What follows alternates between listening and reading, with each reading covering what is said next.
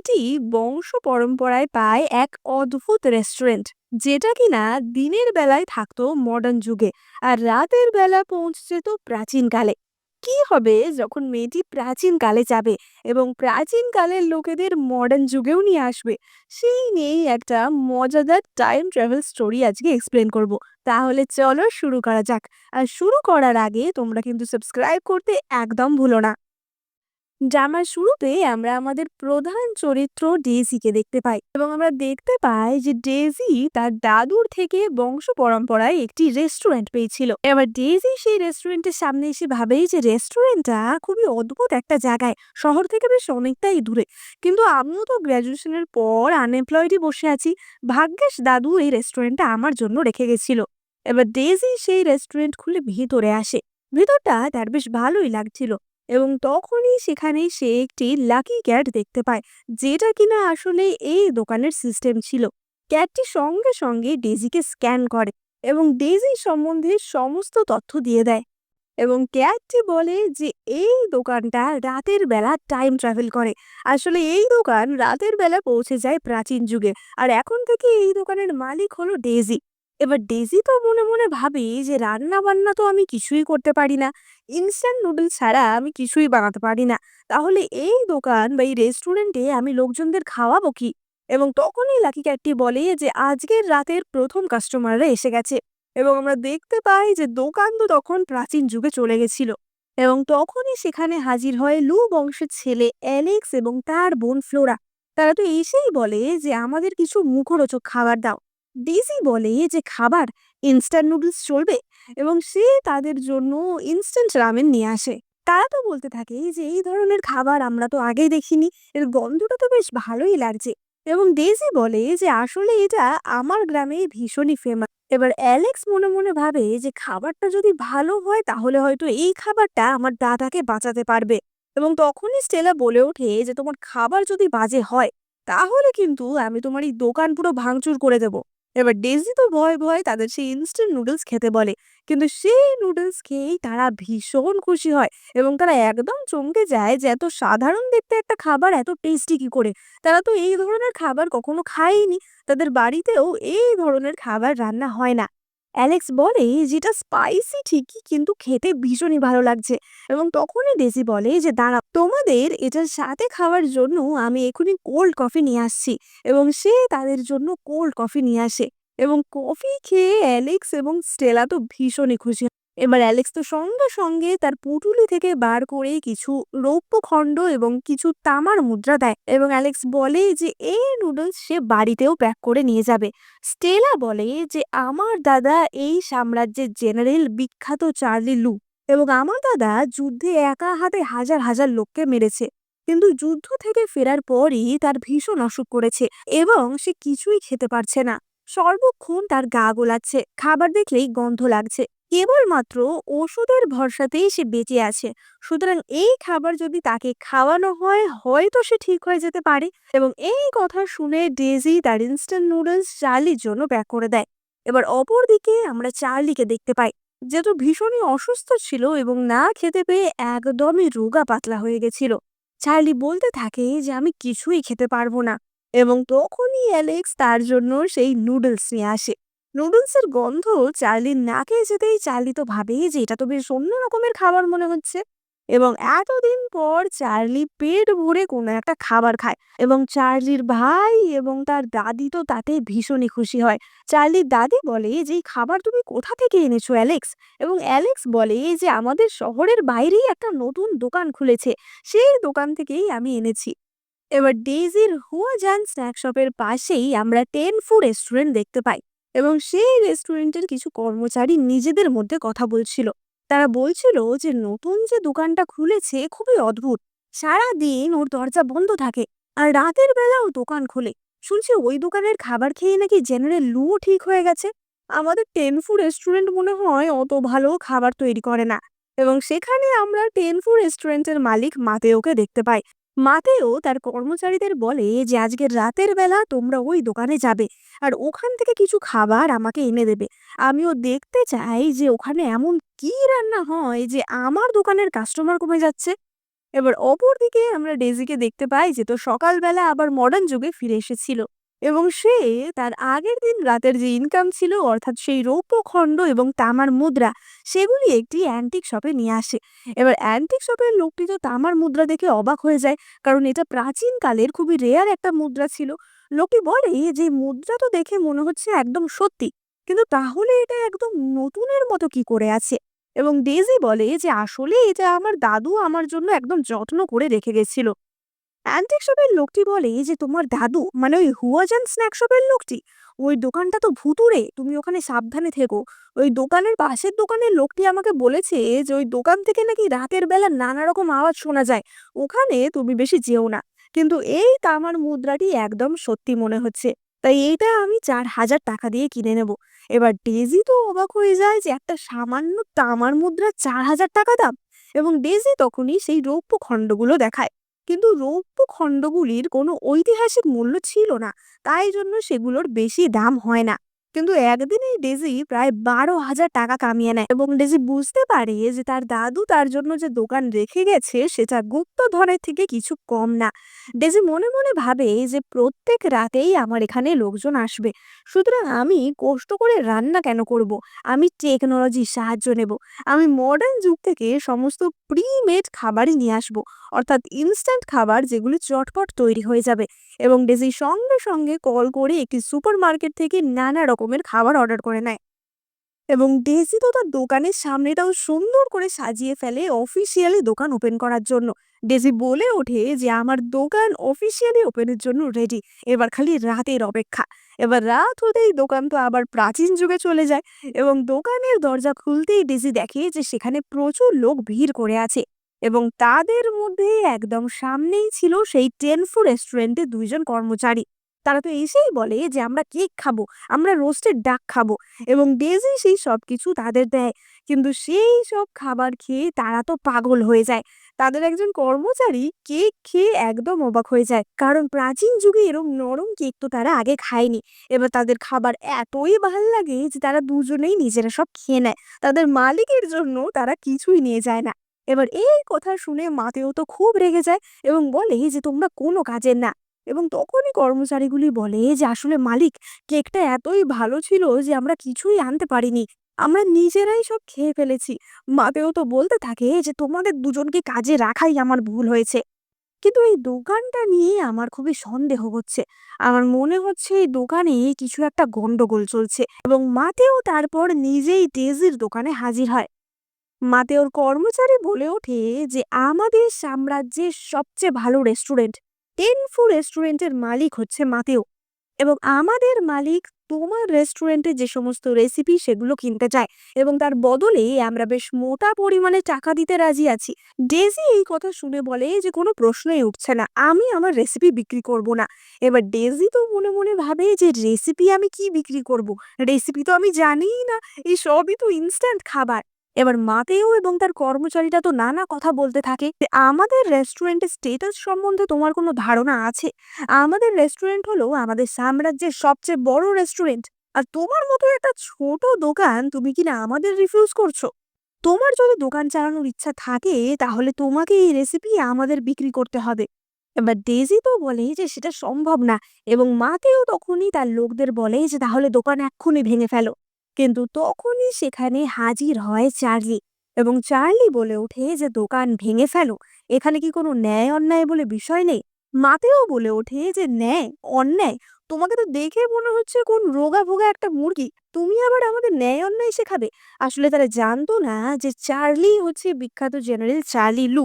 Mateo বলে যে তুমি নিজের চরকায় তেল দাও, এবং মাতেও দুই কর্মচারী তো চার্লির ওপর আক্রমণ করে দেয়, কিন্তু চার্লি তো খুব সহজেই তাকে ডজ করে দেয়।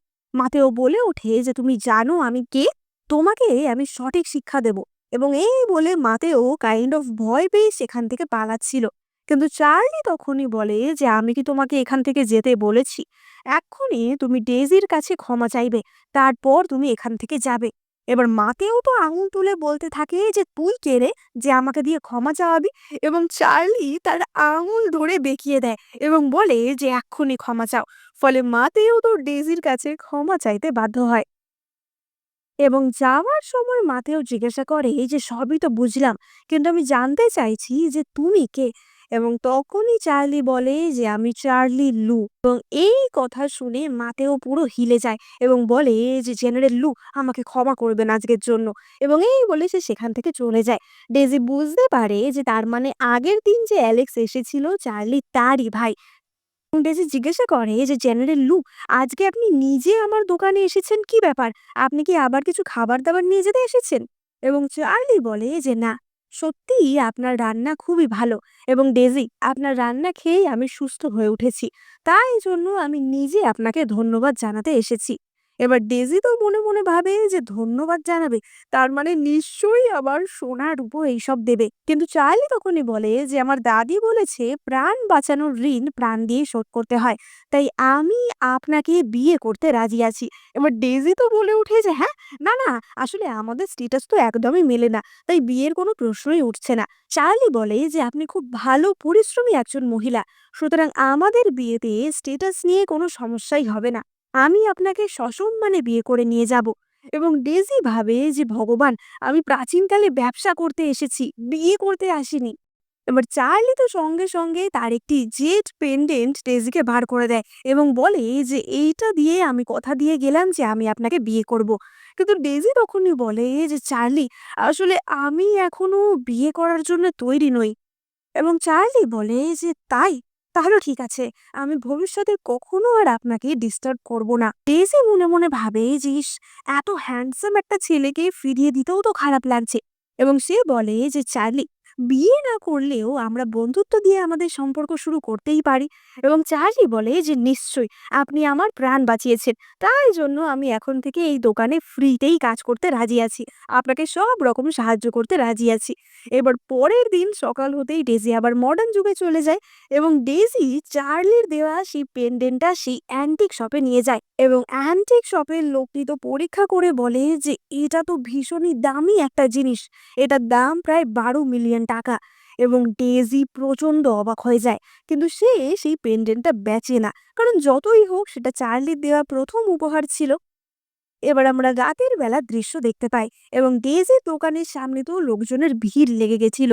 কিন্তু ডেজি সেদিন সকাল খুব ব্যস্ত ছিল, তাই জন্য তেমন কিছু খাবার প্রিপেয়ার করতে পারেনি। এবার চার্লি ও ডেজির সাথে তার দোকানে ছিল। চার্লি বলে যে তাহলে আমরা তাড়াতাড়ি করে কোন খাবারটা তৈরি করতে পারবো। এবং ডেজি বলে যে তাহলে আমি আজকে সবাইকে হটপট খাওয়াবো। এবং ডেজি তার দোকানের দরজা খুলে সব কাস্টমারদের ভেতরে ঢুকিয়ে নেয়। কিন্তু অপরদিকে মাতেওর দোকানের সেই দুই কর্মচারী এই সব কিছুই দেখছিল এবং তারা এসে মাতেওকে রিপোর্ট দেয়। তারা বলে যে ডেজির দোকানটা কিছু একটা সন্দেহজনক তো আছে, ওর দোকানে অন্য কোনো কর্মচারী নেই, কেবলমাত্র দুজন। আর সারাদিন আমরা রান্না বান্নার কোনো আওয়াজ পাই না, কোনো গন্ধ পাই না, কিন্তু রাতের বেলা তাহলে এত লোককেও খাওয়ায় কি করে? এটা তো খুবই সন্দেহজনক। এবং তখনই মাতেও একটা শয়তানি বুদ্ধি বার করে। সে বলে যে আর 3 দিন পর কিয়োটো ফুড ফেস্টিভ্যাল শুরু হচ্ছে, আমি ফুড ফেস্টিভ্যালের ম্যানেজারকে গিয়ে বলবো যে হুয়াজান স্ন্যাক শপকেও একটা পজিশন দিতে, যাতে সেও কম্পিটিশনে অংশগ্রহণ করতে পারে। কম্পিটিশনেই বোঝা যাবে যে আসলে এই মেয়েটা কেমন রান্না করে। এবার অপরদিকে ডেজির দোকানে সবাই তো মন ভরে খাওয়া দাওয়া করে চলে যায় এবং সবার খাওয়া দাওয়া হয়ে গেলেই আলটিমেটলি ডেজি আর চার্লি হটপট খেতে বসে। এবং ডেজি তো চার্লিকে দেখায় যে কিভাবে ডিপ বানিয়ে মাংস বা অন্যান্য খাবার ডিপ করে তারা খেতে পারবে। এবং চার্লিও তো ডেজি থেকে এইসব নতুন নতুন জিনিস শিখতে খুবই খুশি হচ্ছিল। কিন্তু যখন তারা এই সমস্ত কিছু করছিল, তখনই সেখানে ফুড ফেস্টিভ্যালের ম্যানেজার হাও আসে, যে কিনা এই ফেস্টিভ্যালের একজন জাজও ছিল। এবার হাও এসে বলে যে আমি অনেক দিন ধরেই এই দোকানের নাম শুনছি, কিন্তু খাবার দাবার দেখে তো খুবই অদ্ভুত লাগছে, আমি বুঝতে পারছি না এই দোকানের লোকজন খাবার খেতে কেন আসে। এবং ডেজি তখনই বলে আসে যে খাবার, দেখো রান্না বান্না আমি যেমনই করি না কেন, কিন্তু লোক পিটাতে কিন্তু আমি ভালোই পারি, তাই আমার দোকানের নামে একদম আজে বাজে কথা বলবে না। এবার হাও তো বলে যে কি, তুমি আমাকে মারবে? তুমি জানো আমি কে? এবার ডেজি তো তখনই ঘুষি পাকাচ্ছিল তাকে মারার জন্য, কিন্তু তখনই হাও তার নিজের আইডি কার্ড দেখায় এবং বলে যে আমি এখানে তোমায় ফুড ফেস্টিভ্যালের আমন্ত্রণ জানাতে এসেছি, ফুড কম্পিটিশনে তুমি অংশগ্রহণ করবে। এবার চার্লি তো বলে যে এটা তো খুবই বড় একটা উৎসব এবং এই কম্পিটিশনে শুধুমাত্র বড় বড় দোকানরাই অংশগ্রহণ করতে পারে, সুতরাং এটা তো আমাদের কাছে খুবই ভাগ্যের ব্যাপার হবে। ডেইজি বলে যে কিন্তু আমাদের দোকান তো সবে ২-৩ দিন হলো খুলেছে। তাহলে আপনি কেন আমাদের এখানে পার্টিসিপেট করার সুযোগ দিচ্ছেন? এবং হাও বলে যে তুমি জেনারেল লু এর অসুখ সারিয়ে দিয়েছো। তার থেকেই আমি বুঝতে পারছি যে নিশ্চয়ই তোমার মধ্যে কিছু একটা ব্যাপার তো আছে। এই কম্পিটিশনের ১ম রাউন্ড আর ৩ দিন পর হবে। কিন্তু ডেইজি তখনই বলে যে আমি এই কম্পিটিশনে পার্টিসিপেট করতে পারবো না। আসলে ডেইজি ভাবছিল যে আমার দোকান তো রাতের বেলা টাইম ট্রাভেল করে প্রাচীনকালে আসে। তাহলে দিনের বেলা আমি এখানে কি করে আসবো? এবার হাও তো বলতে থাকে যে কি তুমি পার্টিসিপেট করবে না? জানো কত দোকান বসে আছে এই কম্পিটিশনে অংশগ্রহণ করার জন্য, আর তুমি সেটা রিফিউজ করে দিচ্ছ। আর সেখানে কত লোক থাকবে, তোমার দোকানের অ্যাডভার্টাইজমেন্ট হবে। তুমি জানো প্রথম পুরস্কার কি? বিখ্যাত পেইন্টার সিচিনের একটা হাতে আঁকা ছবি। এবার এই কথা শুনে ডেইজি তো লোভে পড়ে যায়, কারণ প্রাচীনকালের বিখ্যাত পেইন্টারের ছবি মানে সেটা তো মডার্ন যুগে আরো বেশি দামি হবে। এবং ডেজি রাজি হয়ে যায় এই কম্পিটিশনে অংশগ্রহণ করতে। সে তার লাকি ক্যাটকে গিয়ে জিজ্ঞেস করে যে লাকি ক্যাট, আমি কি চাইলে দিনের বেলা টাইম ট্রাভেল করতে পারবো? এবং লাকি ক্যাট বলে যে হ্যাঁ নিশ্চয়ই পারবে, কিন্তু তার জন্য তোমাকে সিস্টেম আপগ্রেড করতে হবে, তাহলে তুমি যখন খুশি তখনই টাইম ট্রাভেল করতে পারবে। এবার ডেজি বলে যে সিস্টেম আপগ্রেড, কিন্তু সেটা কিভাবে করব? এবং লাকি ক্যাট বলে যে তার জন্য তোমাকে $10 মিলিয়ন দিতে হবে, এবং ডেজি তাতে রাজি হয়ে যায়।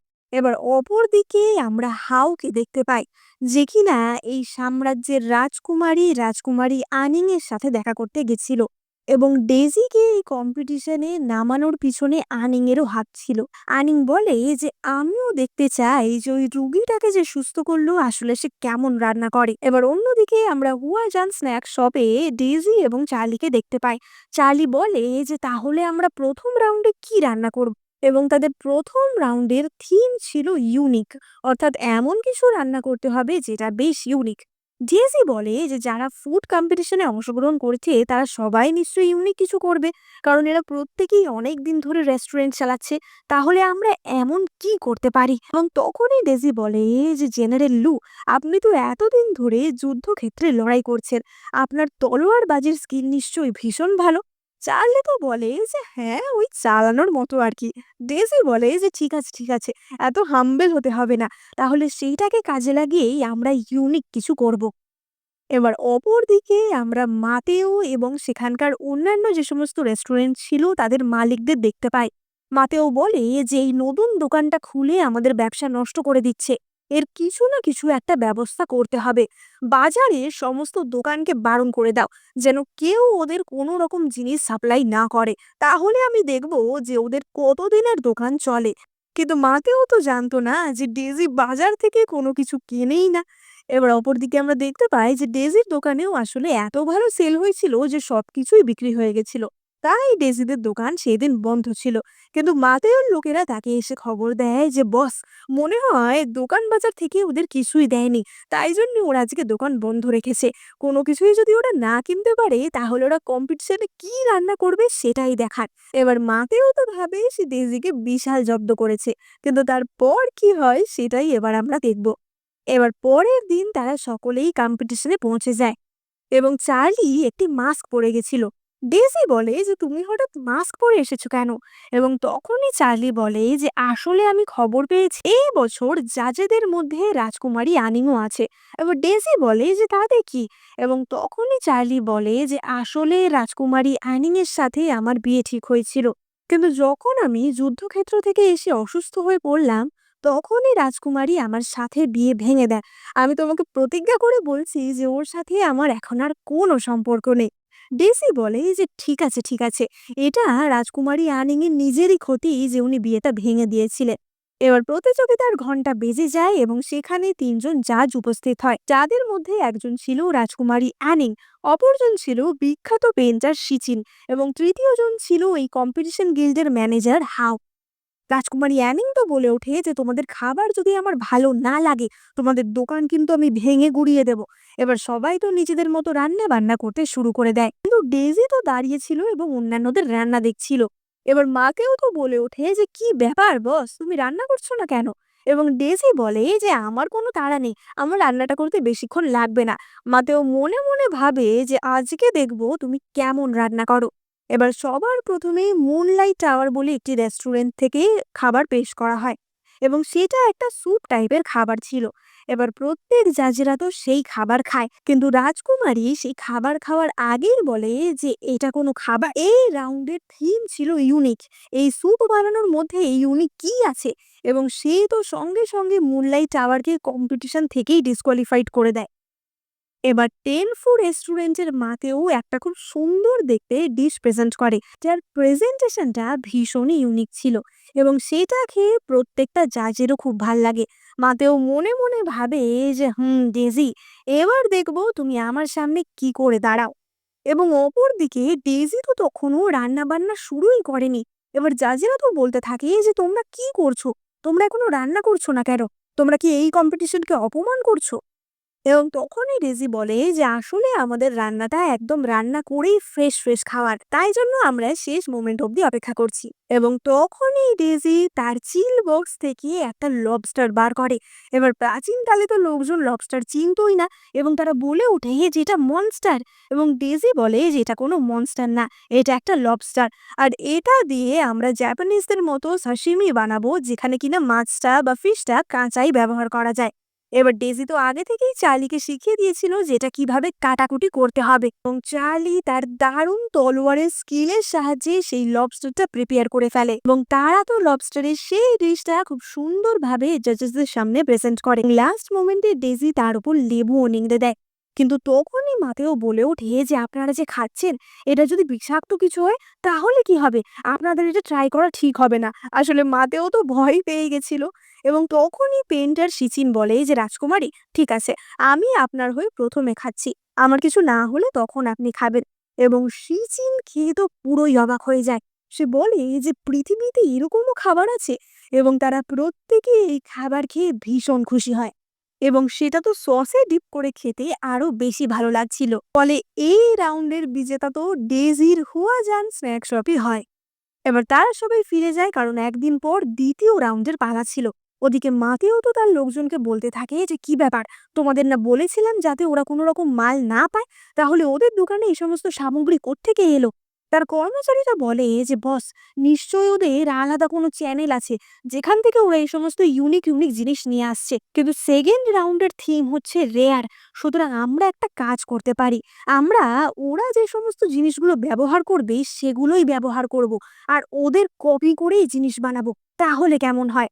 মাকেও বলে যে এটা ভালো প্ল্যান। আজকে রাতে তোমরা গিয়ে দেখে আসবে যে ওরা পরের রাউন্ডে কি বানাচ্ছে। এবার অপরদিকে আমরা রাজকুমারী আনিংকেও দেখতে পাই। আনিং বলে যে ডেজির সাথে এই ছেলেটা কে ছিল, ওর তলোয়ারের স্কিল তো অপূর্ব।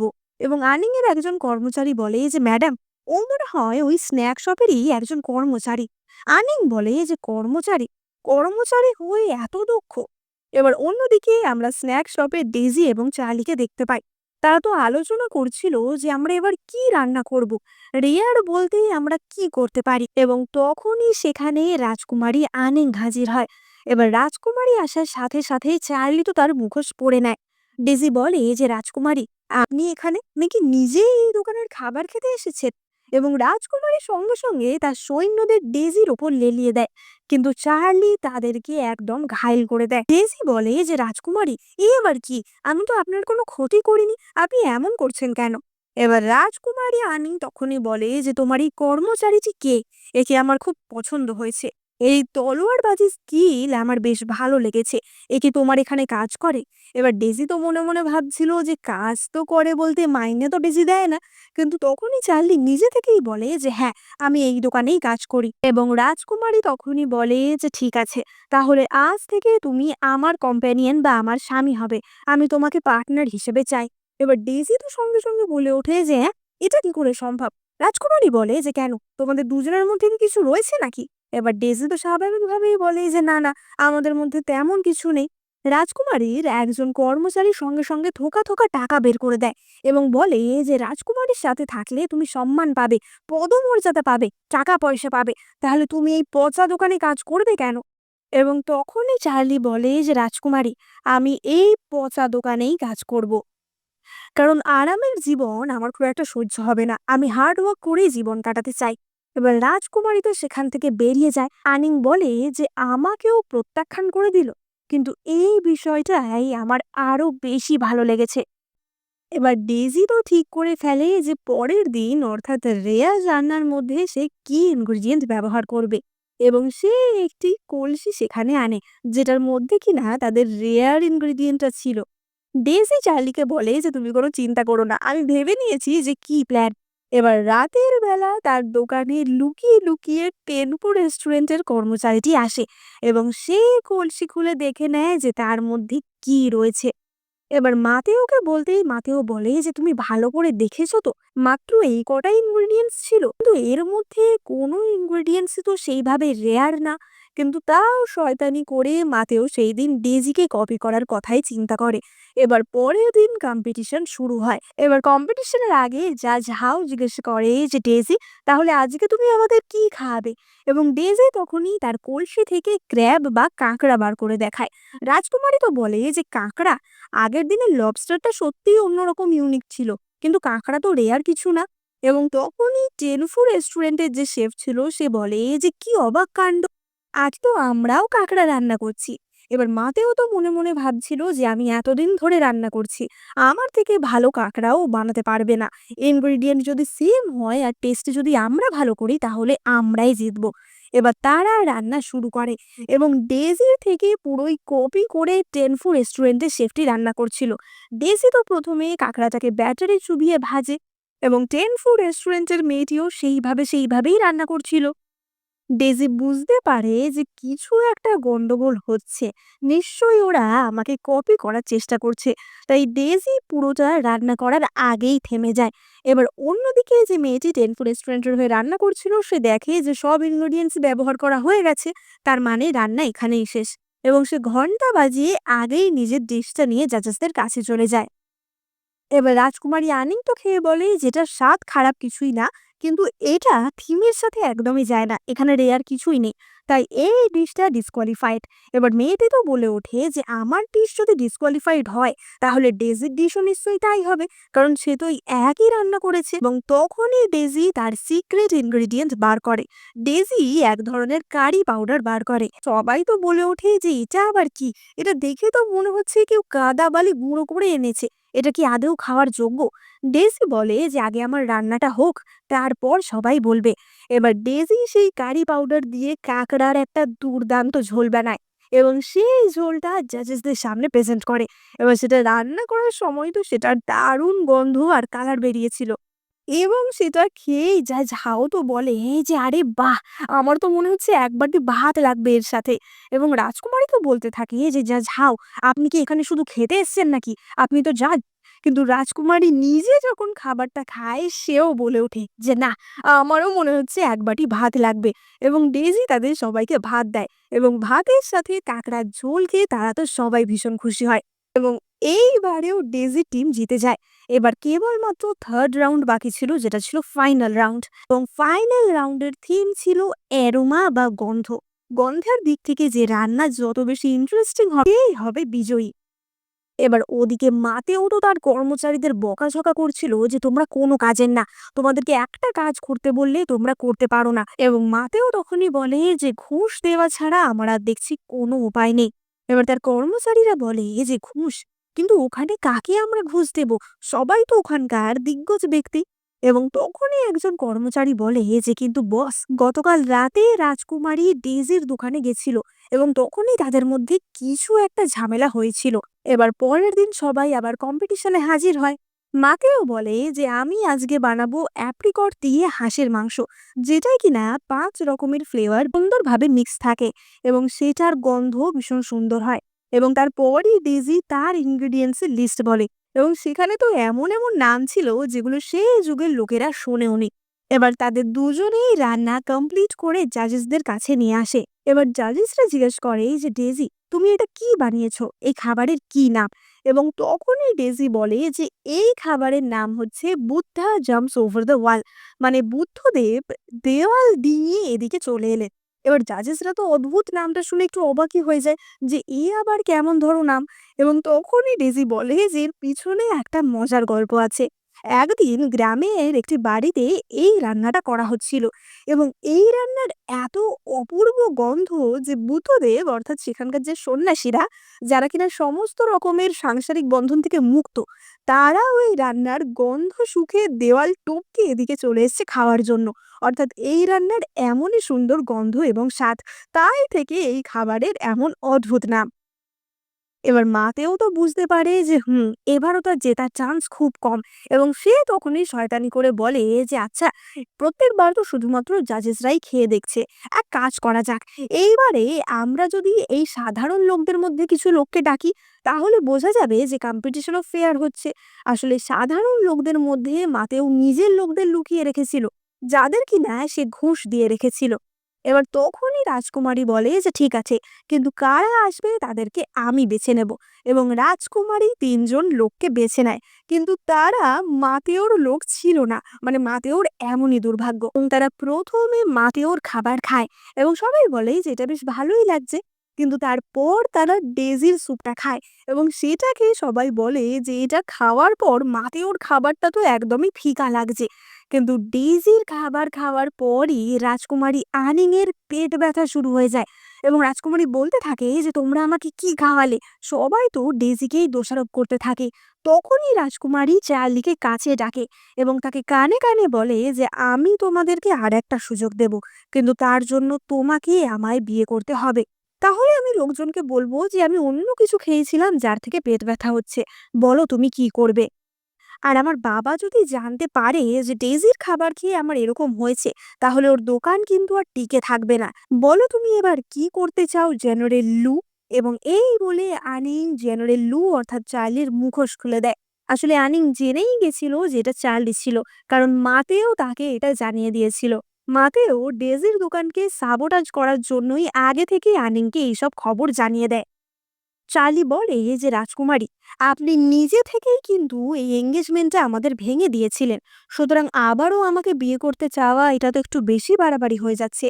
রাজকুমারী বলে যে তখন তুমি বিছানায় পড়েছিলে, তাই জন্য আমি ভেঙে দিয়েছিলাম। আমি জানতাম না তুমি ঠিক হয়ে যাবে, কিন্তু এখন যখন আমি বলছি আমি তোমাকে বিয়ে করতে চাই, আমি তোমাকেই বিয়ে করব।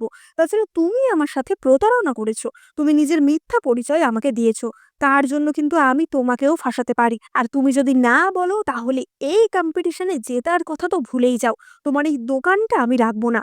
আমার ধৈর্য কিন্তু খুব কম, তাড়াতাড়ি বলো কি করবে। এবং তখনই ডেজি বলে যে এই কম্পিটিশন, এটা আমি জিততে চাই ঠিকই, কিন্তু তার জন্য আমি অপর একজনের খুশিকে বরবাদ করতে পারি না। তাতে যদি আমার দোকানও বন্ধ হয়ে যায়, যাক, আমি নিজে থেকে এই কম্পিটিশন থেকে নাম উঠিয়ে নিচ্ছি, কিন্তু কোনোভাবেই আমি চার্লিকে এখানে অপমানিত হতে দেব না। এবং তখনই চার্লি বলে যে ডেজি, দাঁড়াও, এত তাড়াহুড়োর কিছু নেই। এবং চার্লির লোকেরা তখনই মাতেওর সেই কর্মচারীকে নিয়ে আসে। সেই কর্মচারীকে ভালোভাবেই পেটানো হয়েছিল এবং সেই কর্মচারী স্বীকার করে যে মাতেও কি কি শয়তানি করেছে। এবার আশেপাশে যে সমস্ত সাধারণ লোকেরা ছিল তারাও তো বলতে থাকে যে সত্যি ডেজি একজন ভালো মেয়ে, আমরা প্রত্যেকদিন ওর দোকানে খাওয়া দাওয়া করতে চাই, কখনোই ওর সাথে এরকম অন্যায় হবে সেটা আমরা মেনে নেব না। এবং রাজকুমারী বুঝতে পারে যে এত লোকের বিরুদ্ধে গিয়ে কাজ করাটা ঠিক হবে না, সুতরাং রাজকুমারীও তার কথা ফিরিয়ে নেয় এবং এই প্রতিযোগিতার বিজয়ী হয় ডেজির দোকানটি। এবং মাতেওকে শাস্তি স্বরূপ 50 চাবুকের ঘা দেওয়া হয়। যদিও রাজকুমারী আনিং এর কিন্তু রাগ কমেনি, সে রেগে মেগে সেখান থেকে চলে যায় এবং বলে যে এটা কিন্তু এখনো শেষ হয়নি। এবার অপরদিকে আমরা বিখ্যাত চিত্রকর সিচিনকে দেখতে পাই। সিচিন তো ডেজির রান্না খেয়ে এতটাই খুশি হয়েছিল যে তিনি সঙ্গে সঙ্গে সেখানে একটা দারুণ সুন্দর ছবি এঁকে দেন এবং প্রথম পুরস্কারের সাথে সাথে ডেজি এই চিত্রটিও পুরস্কার হিসেবে পায়। এবার ডেজি তো তার রেস্টুরেন্টে ফিরে গিয়ে ভাবছিল যে এই পেন্টিংটা সে কোথায় টাঙাবে, এবং তখনই তার ফোনে একটা মেসেজ আসে এবং ডেজির এক বান্ধবী জানায় যে কিছুদিন পর তাদের স্কুলের একটা রিউনিয়ন আছে এবং সেই রিউনিয়নের থিম হলো অ্যানশিয়েন্ট চাইনিজ ক্লোদিং, অর্থাৎ তাদের ট্র্যাডিশনাল ড্রেস পরে আসতে হবে। এবং তখনই ডেজি তার স্কুলের কথা মনে পড়ে। তার মনে পড়ে যে তার স্কুলে রোজি বলে একটি মেয়ে ছিল, সে সবসময় ডেজির সাথে হিংসুটেমি করত। এবং একবার রোজি আর তার এক বান্ধবী শার্লেট মিলে ডেজিকে ফাঁসিয়েছিল। তাকে চুরির দায়ে তারা ফাঁসিয়েছিল এবং তাকে মারধরও করেছিল। এবং আমরা দেখতে পাই যে রোজিকে একদমই রাজকুমারী অ্যানিং এর মতো দেখতে ছিল। এবার ডেজি তো মনে মনে ভাবে যে স্কুল জীবনে রোজি আমাকে খুব জ্বালিয়েছে, চুরির বদনাম দিয়ে আমার সম্মান নষ্ট করেছে, কিন্তু এবার আমি ওকে দেখিয়ে দেব যে আসলে আমি কি। এবার ডেজি তো চার্লিকে কিছু টাকা দিয়ে বলে যে চার্লি, এখানে 100 মুদ্রা রয়েছে, আমি এই টাকাটা জমিয়েছি, আমি চাই তুমি আমার জন্য একটা দামি জামা এনে দাও, এটা কিন্তু ভীষণই গুরুত্বপূর্ণ একটা ব্যাপার। চার্লি বলে যে কিছু কি সমস্যা হয়েছে, এবং ডেজি বলে যে হ্যাঁ, আসলে আমার একটা নিমন্ত্রণ আছে এবং সেখানে আমার বেশ কিছু শত্রুরাও আসবে, তাই জন্য আমি একদম দারুণ সেজেগুজে যেতে চাই। এবং তখনই চার্লি বলে যে আচ্ছা শোনো, একবার মহারাজ আমাকে কিছু সুন্দর ফ্যাব্রিক উপহার দিয়েছিলেন, তুমি কি সেই ফ্যাব্রিকের জামা পরবে? এবার ডেজি তো সঙ্গে সঙ্গে চার্লির হাত ধরে বলে যে ঠিক আছে, তাহলে আমি এই সবটা তোমার ওপরই ছেড়ে দিলাম। কিন্তু হাত ধরাতেই চার্লি তো প্রচন্ড লজ্জা পেয়ে যায়, কারণ তার কাছে সেটাও তো অনেক বড় ব্যাপার ছিল। এবার চার্লি বলে যে যেহেতু এটা তোমার কাছে খুব বড় একটা উৎসব, তাই জন্য আমি তোমাকে জামার সাথে সাথে সুন্দর গয়নাও দেব। আমার আন্টির একটা খুব সুন্দর প্রজাপতি নেকলেস রয়েছে, যেটা ভীষণই দামি একটা নেকলেস, তুমি সেইটা পরে সেদিন সবার সামনে যেও, দেখো সবাই চমকে যাবে। এবার আমরা মডার্ন যুগের দৃশ্য দেখতে পাই এবং আমরা দেখতে পাই যে রিউনিয়ন ব্যাংকেটে শয়তান রোজি, শার্লেট এবং অন্যান্য স্টুডেন্টরাও ছিল।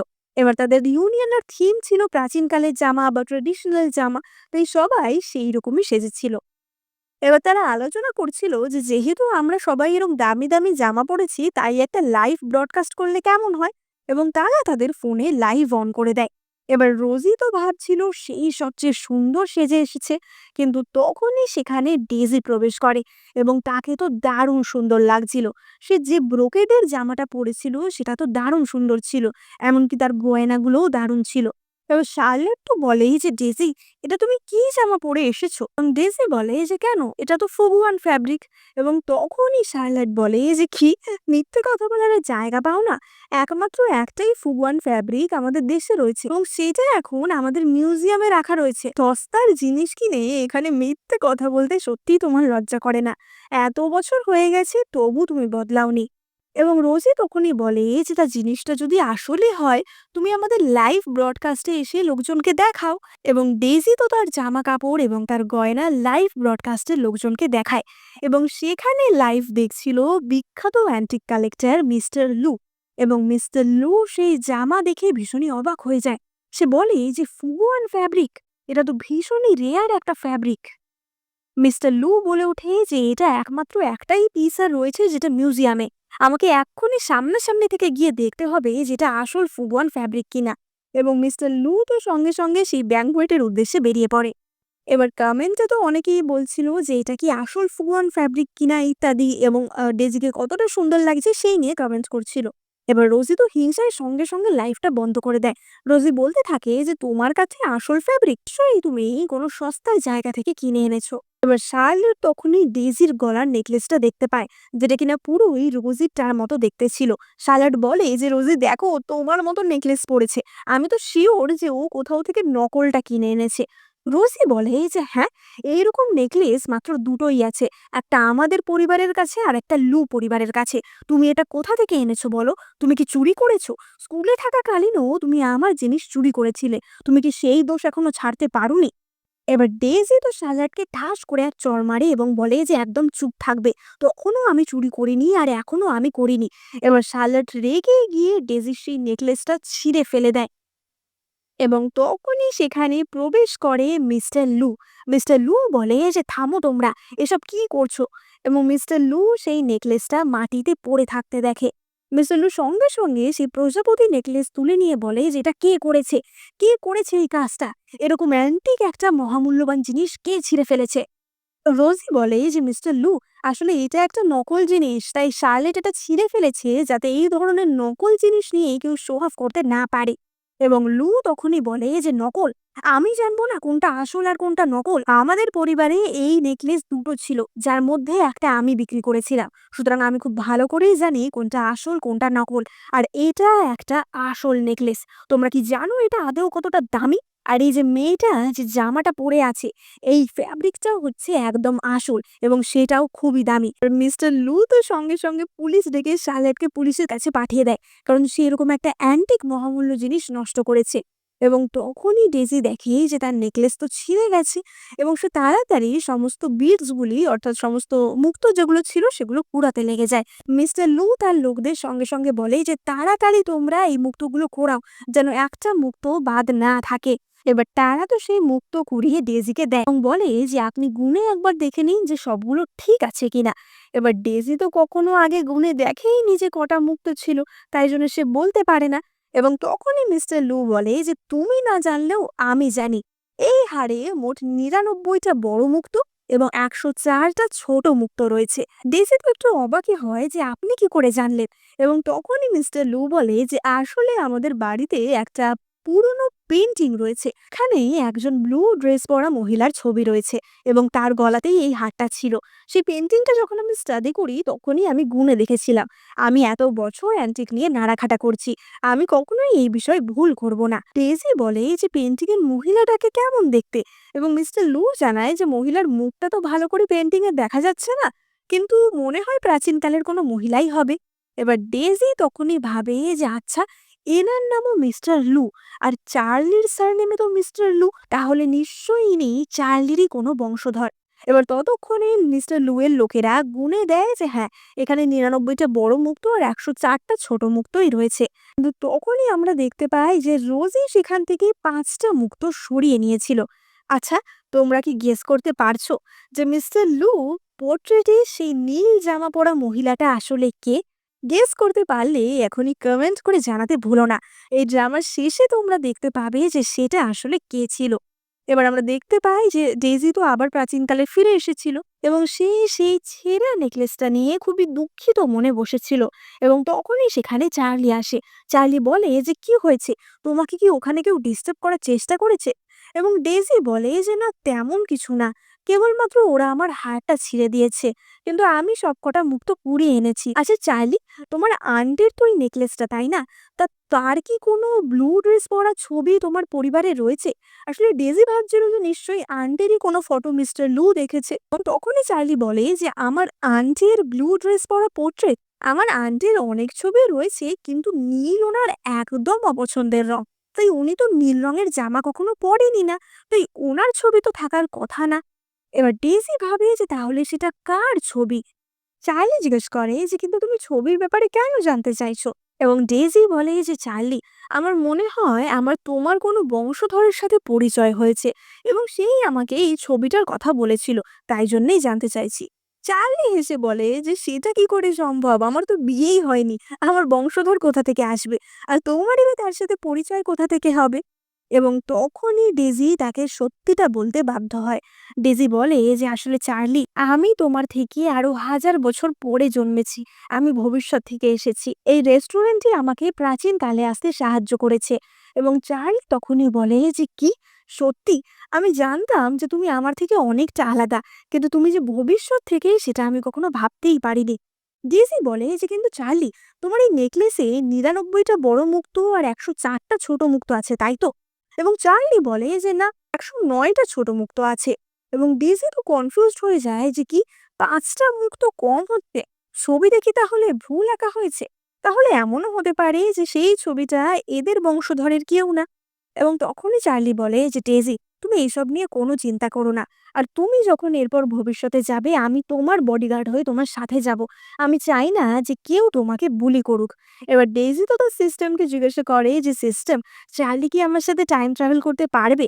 এবং সিস্টেম বলে যে নিশ্চয়ই পারবে, কিন্তু তার জন্য চার্লিকে হুয়াজান স্ন্যাক শপের সাথে কন্ট্রাক্ট সাইন করতে হবে এবং সেই কন্ট্রাক্ট কখনোই ভায়োলেট করা যাবে না। চার্লি তো এক কথায় রাজি হয়ে যায় এবং তার রক্ত দিয়ে ফিঙ্গারপ্রিন্ট দিয়ে দেয় এবং সেই কন্ট্রাক্টে সাইন করে ফেলে। এবার ডেজি তো চিন্তায় ছিল যে সত্যি কি চার্লি টাইম ট্রাভেল করতে পারবে। এবং সেই দিন রাত পেরিয়ে যখন সকাল হয়, ডেজি দেখে যে হ্যাঁ, তার সাথে চার্লিও ভবিষ্যতে আসতে পেরেছে। কিন্তু তখনই ডেজির দোকানে মিস্টার লু চলে আসে এবং মিস্টার লু তো চার্লিকে দেখে অবাক হয়ে যায়। মিস্টার লু বলে যে এটা কে? ডেজি বলে যে এটা আমার এক বন্ধু। মিস্টার লু বলে যে কিন্তু এনাকে দেখতে আমার একজন পূর্বপুরুষের মতো, এনাকে দেখতে জেনারেল লু এর মতো। চার্লি বলে যে এটা আপনি কি বলছেন, জেনারেল লু তো অনেক হাজার হাজার বছর আগে মারা গেছে, হতে পারে আমাদের মুখের মিল আছে, তাছাড়া কিছুই না। এবং মিস্টার লু বলে যে হ্যাঁ হ্যাঁ তাই হবে নিশ্চয়ই, কিন্তু আমি এখানে জিজ্ঞেস করতে এসেছি ডেজি, তুমি কি তোমার আগের দিনের ওই ফুগুয়ান ফেব্রিকটা বেচতে রাজি আছো? এবং ডেজি চার্লির দিকে তাকায়। চার্লি হ্যাঁ করলে ডেজি বলে যে হ্যাঁ, ঠিক আছে, আমি রাজি আছি। চার্লি আসলে ভেবেছিল যে এই ধরনের ফ্যাব্রিক ভবিষ্যতে প্রিজার্ভ করার মতো তো আর বেশি নেই, সুতরাং প্রাচীনকালের একটা ফ্যাব্রিক যদি ভবিষ্যতে যত্ন করে রাখা হয় তাহলে ক্ষতি কি, বিশেষত যেখানে মিস্টার লু তারই বংশধর। এবার আমরা দেখতে পাই যে সেই ফুবুয়ান ফেব্রিকটির অকশন বা নিলামে ডেজি হাজির হয় এবং সেখানে রোজিও এসেছিল। রোজি বলে যে ডেজি, তুমি এখানে কি করছো? এখানে সব নামি দামি ধনী ব্যক্তিদের আসার জায়গা, আর তুমি একটা গরিব চোর, তুমি এখানে এসে কি নিজের অপমান করতে চাও? তে বলে যে স্কুলেই কিন্তু প্রমাণ হয়ে গেছিল যে তুমি আমাকে ফ্রেম করার চেষ্টা করেছিলে, সুতরাং বারবার ওই এক কথা বলো না। আর রোজি তো ডেজির খুব কাছে এসে বলে যে তাই তোমার কাছে কোনো প্রমাণ আছে যে আমি তোমাকে ফাঁসিয়েছিলাম? এবং তখনই সেখানে চার্লি আসে এবং আমরা দেখতে পাই যে চার্লি তো একদম মডার্ন পোশাকে ছিল। চার্লি এসে রোজিকে ধাক্কা মেরে সরিয়ে দেয় এবং বলে যে আসলে ডেজি জীবাণুদের থেকে দূরে থাকতেই পছন্দ করে। রোজি তো হাততালি দিয়ে বলে যে বাবা ডেজি, তুমি আবার একটা বয়ফ্রেন্ডও জুটিয়ে ফেলেছো, কিন্তু তোমার বয়ফ্রেন্ড এত রুড, কি জানি কোন বস্তি থেকে উঠে এসছে, যাই হোক তোমার জন্য তো একদমই পারফেক্ট। এবার চার্লি তখনই বলে যে বয়ফ্রেন্ড, সেটা আবার কি জিনিস? ডেসি বলে যে বয়ফ্রেন্ড মানে ধরে নাও প্রেমিক। এবং এই কথা শুনে চার্লি তো খুবই এম্বারেসড হয়ে পড়ে। ডেসি তো তাকে টানতে টানতে সেখান থেকে নিয়ে চলে যায়। এবার আমরা দেখতে পাই যে অকশন শুরু হয় এবং অকশন শুরু হওয়ার সাথে সাথেই সবাই তো সেই ব্রোকেটটা কেনার জন্য অনেক দাম ভাবতে থাকে, 5 মিলিয়ন 6 মিলিয়ন এরকম। এবং তখনই মিস্টার লু এসে বলে যে 10 মিলিয়ন, এবং 10 মিলিয়নে সেই ব্রোকেটটা বিক্রি করা হয়। ডেজি অবাক হয়ে যায় যে 10 মিলিয়ন! সত্যি, আমার দাদু আমার জন্য কি সম্পদই না ছিঁড়ে গেছে যে সেটার মাধ্যমে আমি এত টাকা কামাচ্ছি। এবং তখনই রোজি এসে বলে যে বাবা, আজকাল নিয়ম কানুন বলে কি দেশে কিছুই নেই, যে একজন চোরও এসে একটা জিনিস বিক্রি করে দিতে পারবে? তো সবাই ডেজিকে একটু জিজ্ঞেস করুক ডেজি এই জিনিসটা কোথা থেকে পেয়েছে, তাহলেই বোঝা যাবে। বলে যে আমার এটা সবার কাছে বলার কিছুই নেই, আমার একজন বন্ধু আমাকে এটা গিফট করেছে। এবার তখনই যে হোস্ট লোকটি ছিল সে বলে ওঠে যে আমি শুনেছিলাম ডেজি নাকি স্কুলে থাকাকালীন চোরের অপবাদ পেয়েছিল, এটাও তেমন কিছু না তো। ডেজি বলে যে আপনার কাছে কি কোনো প্রমাণ আছে? এবং লোকটি বলে যে এখানে এমন একজন উপস্থিত আছে, সে এই কথাটা বলেছে। এবং তখনই রোজি সেখানে এগিয়ে আসে। রোজি বলে যে ডেজি, এখানে এত গেস্ট আছে, সবার সামনে আমি তো তোমার অপমান করতে চাইনি, কিন্তু এখন দেখছি বলতেই হবে, তুমি স্কুলে থাকাকালীন আমার নেকলেসটা চুরি করেছিলে। ডেজি বলে যে তুমি যদি প্রমাণ করতে পারো আমি চুরি করেছিলাম, তাহলে আমি নিজে পুলিশের কাছে গিয়ে ধরা দেব, কিন্তু যদি প্রমাণ হয় যে আমি চুরি করিনি তাহলে তুমি কি করবে? রোজি বলে যে কি আবার করব, কিছু করব না। এবং তখনই চার্লি বলে যে না ম্যাডাম, এতদিন ধরে ডেজি চোরের অপবাদ বহন করছে, সুতরাং এটা একটা ভয়ানক শাস্তি। এবং মিস্টার লু তখনই বলে যে যদি প্রমাণিত হয় যে ডেজি চোর না, তাহলে রোজি তোমাকে 3 বার নীল ডাউন হয়ে ডেজির কাছে ক্ষমা চাইতে হবে। এবার রোজি তো মনে মনে ভাবে যে এটা তো কখনো প্রমাণ হবেই না যে আমি ওকে ফাঁসিয়েছিলাম। এবং রোজি তাতে রাজি হয়ে যায়। রোজি বলে যে আমার কাছে একজন সাক্ষ্য প্রমাণ আছে যে সবটা দেখেছিল, এবং সে শার্লেটকে সেখান থেকে নিয়ে আসে। শার্লেট বলে যে হ্যাঁ, আমি দেখেছিলাম যে সেই নেকলেসটা ডেজির ব্যাগেই পাওয়া গেছিল। এবার সবাই তো বলতে থাকে যে হ্যাঁ, তাহলে এই মেয়েটা একটা চোর, একটা চোরের থেকে আমরা জিনিস কিনছিলাম, তাকে কিনা নিয়ে অকশন করা হচ্ছে। এবং সবাই বলে যে তাহলে ডেজিকে এক্ষুনি পুলিশে দিতে হবে। এবার ডেজি তখনই বলে যে আমারও একজন সাক্ষী রয়েছে। এবার সবাই তো ভাবে যে ডেজির সাক্ষী কে হবে, এবং ডেজি বলে যে আমার সাক্ষীও শার্লেট। শার্লেট, তুমি বলো তারপর কি হয়েছিল? এবং শার্লেট তখনই বলে যে হ্যাঁ, ওই নেকলেসটা ডেজির ব্যাগে পাওয়া গেছিল ঠিকই, কিন্তু ওই নেকলেসটা আমি ডেজির ব্যাগে রেখেছিলাম। আমাকে রোজই এই কাজটা করতে বলেছিল, ও ডেজিকে ফ্রেম করার জন্য এমনটা আমাকে দিয়ে করিয়েছিল। রোজি তো বলে ওঠে যে, "শার্লট, তুমি আমার এতদিনের বন্ধু, তুমি আমাকে ধোঁকা দিচ্ছ।" এবং শার্লট তখনই বলে যে, "আগের দিন যখন আমায় পুলিশে ধরে নিয়ে গেল, তখন তুমি আমার সাহায্য করেছিলে। তুমি আমাকে এতদিন তোমার চেলা বানিয়ে রেখেছো, তোমার কুকুর বানিয়ে রেখেছো। তাই জন্য আমি সবার সামনে সত্যিটাই আজকে বলব।" এবার সত্যি শুনে সবাই তো রোজিকে গালমন্দ করতে থাকে। এবার রোজি তো তখনই বলে যে, "এসব বহু বছর আগের গল্প। এইসব গল্পের আর কোনো মানে নেই। তো এখন ডেজি এই ফেব্রিকটা কোথা থেকে চুরি করে এনেছে সেটাও প্রমাণ করুক।" ডেজি বলে যে, "এটা আমার একজন বন্ধু দিয়েছে, বারবার বলছি তো।" এবং চার্লি তখনই এগিয়ে এসে বলে যে, "এটা আমি দিয়েছি। তোমার কি কোনো সমস্যা আছে?" রোজি বলে ওঠে যে, "তুমি?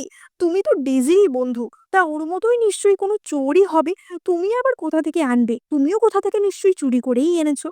এবং তখনই চার্লি তাদের পারিবারিক জেড পেন্ডেন্টে দেখায়, যেটা দেখে সবাই অবাক হয়ে যায়। কারণ সেটা তো কেবলমাত্র প্রেস্টিজিয়াস লু পরিবারের কাছেই ছিল।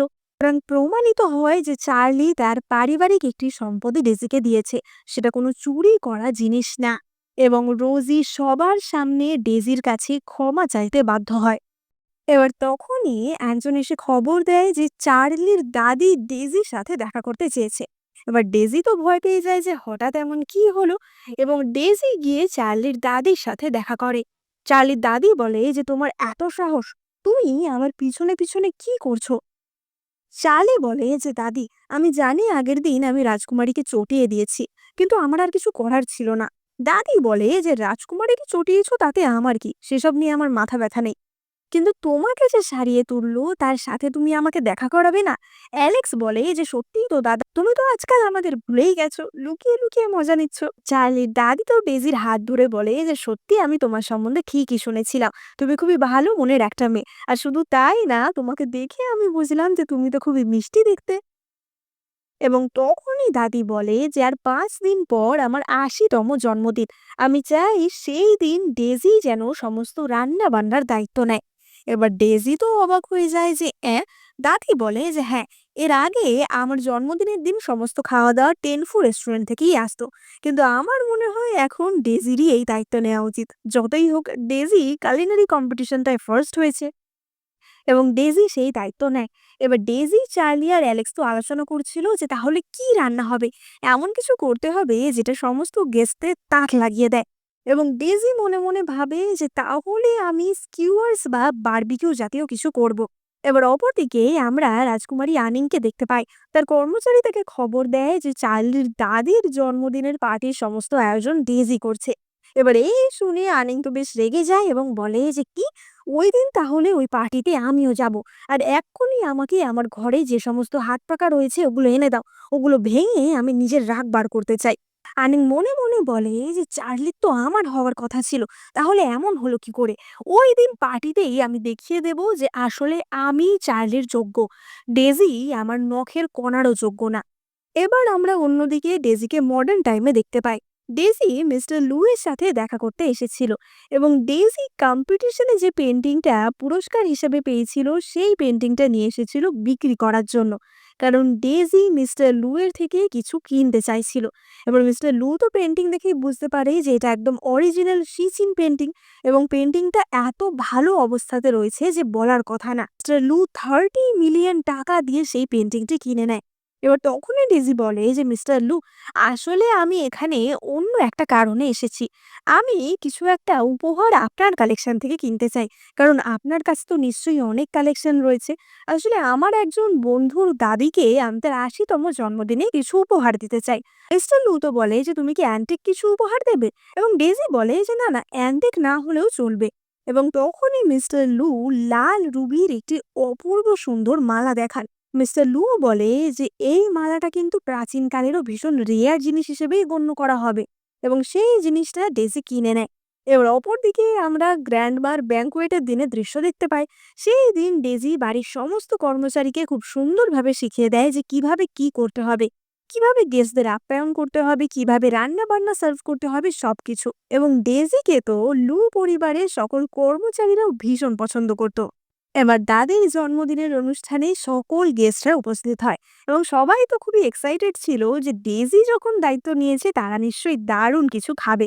এবং ডেজি তখনই তার কর্মচারীদের ডাকে এবং সবাই একে একে নানা ধরনের খাবার নিয়ে আসে। তারা রোস্ট ডাক, দারুণ সুন্দর কেক, নানা ধরনের ডেজার্ট সবকিছু নিয়ে আসে। এবং সেই সব খাবার খেয়ে সকলেই তো ভীষণই অবাক হয়ে যায়। দাদি তো বলে ওঠে যে, "এই মেয়েটা কি ভালো! আমার ইচ্ছা করছে ওকে আমার গড ডটার বানিয়ে নিই। অর্থাৎ আমি ওর গডমাদার হয়ে যাই।" এবার অ্যালেক্স তো তখনই বলে যে, "দাদি, তুমি কি বলছো? তুমি যদি ডেজির গডমাদার হও তাহলে চার্লির সাথে ডেজির কি সম্পর্ক হবে?" দাদি বলে যে, "ধুর, ওর কথা আমি ভাবছি না। আমার যেটা মনে হচ্ছে আমি সেটাই করব।" কিন্তু তখনই সেখানে হাজির হয় রাজকুমারী আনি। সবাই বলতে থাকে যে রাজকুমারী এখানে কি করছে? চার্লির সাথে রাজকুমারীর এঙ্গেজমেন্ট তো ভেঙে গেছিল। এবং তখনই আনিং বলে যে আমি এখানে দাদির জন্মদিনে এসেছি। দাদি কি খুশি না? এবার যতই হোক আনিং একজন রাজকুমারী, সুতরাং তাকে এই পার্টিতে ইনক্লুড করতেই হয়। সঙ্গে সঙ্গে আনিং এর দাসীটি বলে ওঠে যে এই পার্টির দায়িত্বে কে আছে?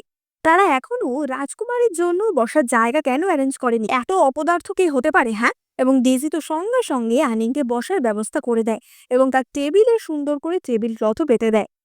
আনিং তখনই বলে যে দাদি, এখানে কেবলমাত্র তোমার জন্মদিন সেলিব্রেট করতে আমি আসিনি। আমি তোমার কাছে ক্ষমা চাইতেও এসেছি। কারণ আমি এঙ্গেজমেন্টটা ভেঙে দিয়েছিলাম। আমি তার জন্য ক্ষমা প্রার্থী। সেটা আমার ভুল ছিল। এবং সে দাদির জন্য একটা দারুণ নেকলেস এনেছিল। আনিং বলে যে দাদি, আমি আশা করব তুমি আমার আর চার্লির বিয়েতে মত দেবে। আমি চার্লিকে বিয়ে করতে চাই। এবার এই কথা শুনে ডেজির তো খারাপ লাগতে শুরু করে। সবাই বলতে থাকে যে সত্যি রাজকুমারীর সাথে জেনারেল লুয়ের যদি বিয়ে হয় তাহলে তো সেটা ভালোই হয়। যতই হোক ছোটবেলা থেকে তো ওদের বিয়ে ঠিক হয়েছে। আর রাজকুমারীকে বিয়ে করা তো বিশাল বড় ব্যাপার। কিন্তু দাদি তখনই বলে যে রাজকুমারী, এই বিষয়ে আমি মত দিতে পারবো না। আমাকে চার্লি আগে থেকেই বলেছে যে ও অন্য একজনকে পছন্দ করে এবং সেই মেয়েকে ছাড়া অন্য কাউকে বিয়ে করবে না। তাই জন্য রাজকুমারী, আপনি আপনার জন্য অন্য কোনো ভালো পাত্র খুঁজে নিন। এবার ডেজি তো মনে মনে বুঝতে পারে যে আচ্ছা, চার্লি তাহলে তার কথা আগে থেকেই বাড়িতে বলে রেখেছে। রাজকুমারী বলে যে দাদা, বিয়ের ব্যাপারে ছেলে মেয়েদের থেকে গুরুজনদের মতামত বেশি ইম্পর্টেন্ট। আপনি যদি মত দেন তাহলে চার্লি যাই বলুক না কেন, আপনার মতটাই শেষ কথা হবে। এবং দাদি বলে যে চার্লির মতই আমার মত। কারণ চার্লি ডেজিকে পছন্দ করে এবং আমিও ডেজিকে পছন্দ করি। এবার সবাই তো তখন বলে ওঠে যে হ্যাঁ, ডেজি তো সত্যিই খুব ভালো মেয়ে। তাছাড়া ডেজি চার্লির প্রাণ বাঁচিয়েছে। আর প্রাণ বাঁচানোর মতো একটা ঋণ তো সাধারণভাবে শোধ করা যায় না। সুতরাং তাকে বিয়ে করা সত্যিই লজিক্যাল একটা ব্যাপার। এবার কেউ কেউ বলতে থাকে যে তবুও রাজকুমারীর সাথে ভালো লাগবে নাকি ডেজির সাথে ভালো লাগবে, এই নিয়ে সবাই গসিপ করছিল। এবং তখনই রাজকুমারী বলে ওঠে যে চার্লি, তুমি আমার মতো একটা রাজকুমারীকে ছেড়ে একটা সাধারণ মেয়েকে বিয়ে করছো? ডেজি, তোমার কাছে ওই ছোট্ট দোকানটা ছাড়া আর কি আছে? আমি দাদিকে এত সুন্দর একটা নেকলেস উপহার দিয়েছি, তুমি কি দিতে পারবে? এবং তখনই ডেজি বলে যে আমার কাছেও দাদিকে দেওয়ার মতো সুন্দর একটা গিফট আছে। আনিং বলে যে তাই, তাহলে সবাইকে দেখাও যে তোমার কাছে এমন কি গুপ্তধন আছে যেটা তুমি দাদিকে দিতে চাও। ডেজি বলে যে আমি যদি সবার সামনে দেখাই আর সেটা তোমার গিফটের থেকে ভালো হয়, তাহলে তুমি সহ্য করতে পারবে তো? এবং আনিং বলে যে কি, একটা সাধারণ মেয়ে হয়ে, একটা সাধারণ লোক হয়ে তুমি আমার থেকে ভালো গিফট এনেছো, আমার থেকে দামি গিফট এনেছো? যদি তোমার গিফট আমারটার থেকে ভালো না হয় তাহলে কিন্তু আমি তোমাকে 50 ঘা চাবুকের বাড়ি দেব। এবং তখনই ডেজি গিয়ে তার সেই উপহারটি আনে, যেটা ছিল সেই লাল রুবির মালাটি। এবং সেটা দেখে সবাই অবাক হয়ে যায়, কারণ এটা খুবই রেয়ার একটা গিফট ছিল। এই রুবি সহজে পাওয়া যেত না। সবাই বলতে থাকে যে রাজকুমারীর গিফট তো এর তুলনায় কিছুই না। বলে যেটা কি করে সম্ভব? তোমার মতো একটা কমনার এত দামি জিনিস কি করে আনলো? রাজকুমারী তো বলে ওঠে যে দাঁড়াও, আমি এক্ষুনি গিয়ে আমার বাবাকে বলছি। এবং রাজকুমারী সেখান থেকে ছুটতে ছুটতে চলে যায়।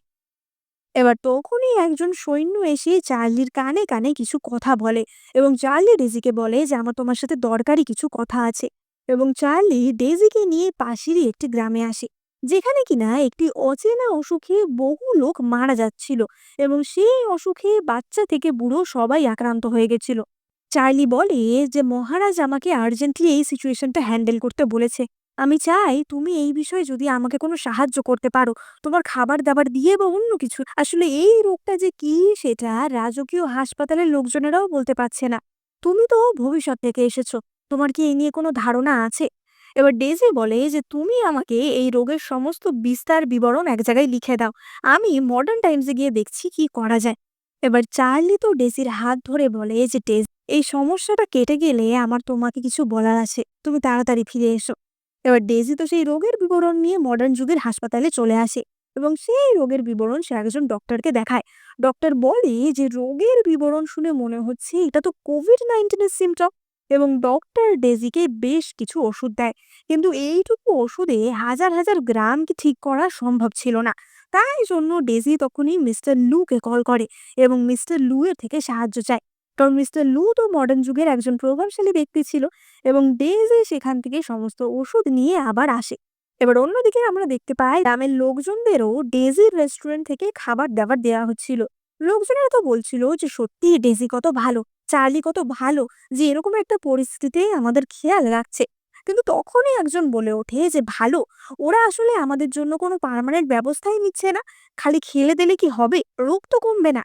এবং তখনই ডেজি তার ওষুধের বাক্স এবং সবকিছু নিয়ে চলে আসে। এবার ডেজি তো এসে দেখে যে সেখানে চার্লি নেই এবং একজন সৈন্য জানায় যে চার্লিও এই রোগে আক্রান্ত, তার ভীষণ জ্বর। ডেজি সঙ্গে সঙ্গে এক বোতল ওষুধ দিয়ে সৈন্যটিকে চার্লির কাছে পাঠিয়ে দেয়। এবার ডেজি তো সবাইকে এসে ওষুধ দিচ্ছিল, কিন্তু তখনই লোকজন বলে ওঠে যে এই ওষুধে কি আদেও কাজ হবে, এটা ওষুধ কম, এটা তো একটা ক্যান্ডি মনে হচ্ছে। এই সমস্ত মিথ্যাচার আমাদের সাথে করো না, তুমি আসলে আমাদেরকে মেরে ফেলতে চাও। এবং তারা ডেজির এগেনস্টে কথা বলছিল। কিন্তু তখনই সেখানে চার্লি নিজে আসে এবং বলে যে আমি এই ওষুধ আগে খাবো, তোমরা দেখো যে আমি ঠিক হই কিনা, তাহলে না হয় তোমরা খেও। এবং চার্লি নিজে আগে সেই ওষুধ খায় এবং দেখা যায় যে কিছুক্ষণের মধ্যেই চার্লির জ্বর ছেড়ে যায়। চার্লিকে বিশ্বাস করে বাকিরাও সেই ওষুধ খায় এবং আস্তে আস্তে সবাই ঠিক হয়ে ওঠে। এবার সবাই তো ডেজির জয়গান করতে থাকে এবং তারা বলে যে তারা আজ থেকে এই গ্রামের নাম ডেজির নামেই রাখবে। ডেজি তো বলে ওঠে যে না না, আমি এমন কিছুও করিনি। কিন্তু চার্লি তাকে বলে যে কেন, সবাই তোমাকে এত ভালোবাসছি, ভালোবাসা তুমি রিজেক্ট করো না। এবং সেই গ্রামের নাম সেদিনের পর থেকে ডেজির নামেই হয়ে যায়। এবার তখনই সেখানে রাজকুমারী আনিং আসে এবং আমরা দেখতে পাই যে রাজকুমারী আনিং সিন্ধুকে করে অনেক ধন সম্পত্তি এনেছিল। রাজকুমারী বলে যে তোমাদের দুজনকে মহারাজা এই উপহার পাঠিয়েছে, তোমরা এই প্যান্ডেমিকে এত সাহায্য করেছো তাই জন্য। এবার ডেজি তো অবাক হয়ে যায় যে কিন্তু রাজকুমারী নিজে নিয়ে এসছে। ডেজি বলে যে কিন্তু আপনি নিজে এটা নিয়ে আসলেন, কি ব্যাপার? রাজকুমারী বলে যে কেন, আমি রাজকুমারী, আমি যখন খুশি যেখানে খুশি যেতে পারি। এবার ডেজি তো হেসে ওঠে এবং রাজকুমারী তখনই বলে যে ডেজি, আমি বুঝতে পেরেছি যে আমি ভুল ছিলাম, তুমি সত্যিই খুবই ভালো মেয়ে এবং তুমি একজন ডাউন টু আর্থ এবং ট্যালেন্টেড মেয়ে। তোমার তুলনায় আমি কিছুই না। তোমার সাথে আমি চার্লিকে নিয়ে আর কোনো কম্পিটিশন করব না। আমি তোমার কাছে ক্ষমা চাইছি। ডেজি আর চার্লি তো অবাক হয়ে যায় যে বাপ রে, রাজকুমারীর এ কি পরিবর্তন। ডেজি বলে যে রাজকুমারী, আপনি ক্ষমা চাইবেন না, যতই হোক আপনি এই সাম্রাজ্যের রাজকুমারী, আপনাকে সবাই এত ভালোবাসে। এবং তখনই আনিং বলে যে আচ্ছা ডেজি, তাহলে আজ থেকে আমি তোমার রেস্টুরেন্টে খেতে আসতে পারবো তো? ওই বোবা টিটা পাওয়া যাবে তো? আর তোমার ওই কারি ক্র্যাবটা, ওগুলো পাবো তো? এবং ডেজি বলে যে হ্যাঁ নিশ্চয়। এবং তারা দুজন খুবই ভালো বন্ধু হয়ে যায়। প্রথম একটা জামাতে মনে হয় এমন দেখলাম যেখানে ভিলেনও শেষে গিয়ে ভালো হয়ে যায়। এবার রাজকুমারী আনিং তো ডেজির জন্য উপহার স্বরূপ একটা খুব সুন্দর নীল ড্রেস এনেছিল এবং আনিং বলে যে ডেজি, তুমি এই জামাটা পরলে আমার খুবই ভালো লাগবে। এবং ডেজি সেই নীল ড্রেসটা পরে বেরিয়ে আসে এবং তাকে ভীষণ সুন্দর লাগছিল। এবং তখনই তাকে চার্লি প্রপোজ করে। ডেজির যে হারটা ভেঙে গেছিল, অর্থাৎ সেই প্রজাপতি নেকলেসটা, সেটা চার্লি সারিয়ে দিয়েছিল এবং সেই নেকলেসটা দিয়েই সে ডেজিকে প্রপোজ করে। চার্লি বলে যে আমি তোমাকে বিয়ে করতে চাই। আমি জানি যে মডার্ন যুগের নিয়ম কানুন আলাদা, মডার্ন যুগের মতো সবকিছুতে আমরা অর্ধেক অর্ধেক অংশীদারিত্ব নেব, দায়িত্ব, ভালোবাসা সবকিছুতে। এবার ডেজি তো সেই প্রপোজাল অ্যাকসেপ্ট করে এবং সেখানেই চার্লির দাদি, বোন, ভাই সবাই ছিল, তারাও ভীষণ খুশি হয়। এবং চার্লি নিজের হাতে ডেজিকে সেই নেকলেসটা পরিয়ে দেয়, যেটা দেখতে ভীষণ সুন্দর লাগছিল। এমনকি রাজকুমারী আনিও বলে ওঠে যে সত্যি ওদের জড়িটা ভীষণ সুন্দর, আমি আগে বড্ড হিংসুটেমি করেছি। অ্যালেক্স তো বলে ওঠে যে দাদাকে দেখে আমারও মনে হচ্ছে এবার আমারও একটা বউ দরকার। এবং সেখানে আমরা বিখ্যাত পেন্টার সিচিনকেও দেখতে পাই। সিচিন তো ডেজিকে দেখে বলে ওঠে যে আপনাকে ভীষণ সুন্দর লাগছে, মনে হচ্ছে স্বর্গ থেকে কোনো অপ্সরা নেমে এসছে এবং আপনাকে দেখে আমার ইচ্ছা করছে এক্ষুনি একটা ছবি আঁকতে। এবং সিচিন তখনই ডেজির একটি পোর্ট্রেট আঁকে এবং আমরা বুঝতে পারি যে মিস্টার লু কোন নীল পোশাক পরা মহিলার কথা বলছিল। আশা করি তোমরা এবার বুঝতে পেরেছো যে কোন পোর্ট্রেটের কথা বলা হচ্ছিল। এবং এই পোর্ট্রেটে ডেজির গলায় যে মালা ছিল তাতে তো ৯৯টা বড় মুক্তো এবং ১০৪টা ছোট মুক্তোই ছিল, কারণ ৫টা তো রোজই চুরি করে নিয়েছিল। এবং এই পেন্টিং দেখেই যেহেতু মিস্টার লু পরে গুনেছিল, তাই জন্য মিস্টার লু এর সংখ্যাটাই জানতো। এবং ছবি দেখে ডেজিও ব্যাপারটা বুঝতে পারে। ডেজি বুঝতে পারে যে কিভাবে ভবিষ্যতের সাথে অতীতের কানেকশনটা হয়েছে। ডেজি বলে ওঠে যে আজকের পর থেকে তোমরা কিন্তু আমার দোকানে খেতে আসতে ভুলো না। এবার অপর দিকে মডার্ন যুগে আমরা মিস্টার লুকে দেখতে পাই, যে কিনা এই পেন্টিংটাই নিজের ঘরে দেখছিল। এবং মিস্টার লু বুঝতে পেরেছিল যে আসলে ডেজি এবং চার্লি কে। মিস্টার লু বলে ওঠে যে ডেজি, তুমি তাহলে আমার সেই পূর্বপুরুষ যে কিনা জেনারেল লুকে নিয়ে আমার কাছে এসেছিলে। তোমরা আবার কবে আসবে? আমি তোমাদের সত্যিই খুব মিস করছি। এবং এখানেই আমাদের এই ড্রামাটা শেষ হয়। তো এই ড্রামাটার বেস্ট মোমেন্ট তোমাদের কাছে কোনটা লেগেছে সেটা কিন্তু কমেন্ট করে জানাতে একদম ভুলো না। আর ভালো লাগলে লাইক, কমেন্ট, শেয়ার, সাবস্ক্রাইব এক্ষুনি করে দিও। এই চ্যানেলে আমি তোমাদের জন্য অনেক চাইনিজ ড্রামা এক্সপ্লেন করে থাকি, তাই তোমরা চটপট সাবস্ক্রাইব করে নোটিফিকেশন বাটনটা অন করে দিও। দেখা হবে পরের ভিডিওতে।